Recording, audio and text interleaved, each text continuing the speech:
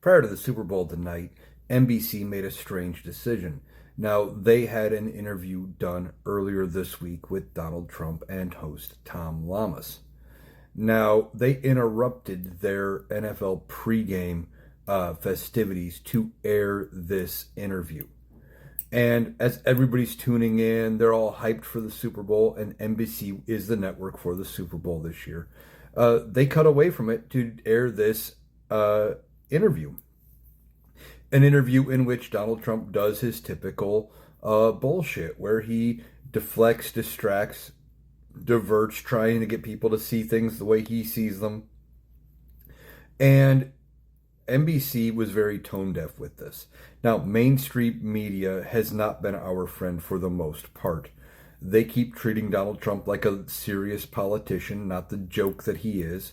They do things like this and give him airtime. And why would NBC give Donald Trump airtime other than to make it easier on themselves? Because Donald Trump and his cronies like to threaten to pull the TV licenses of affiliate stations or just make things difficult for NBC.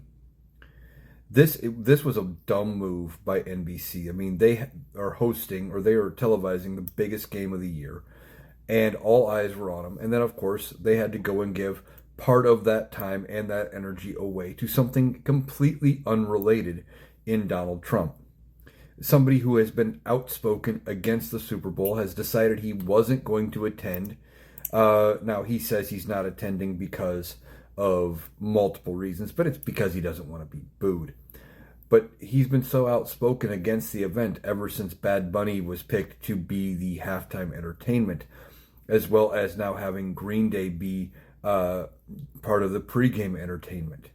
So why would NBC ever decide to give him airtime other than to make it easier on themselves down the road?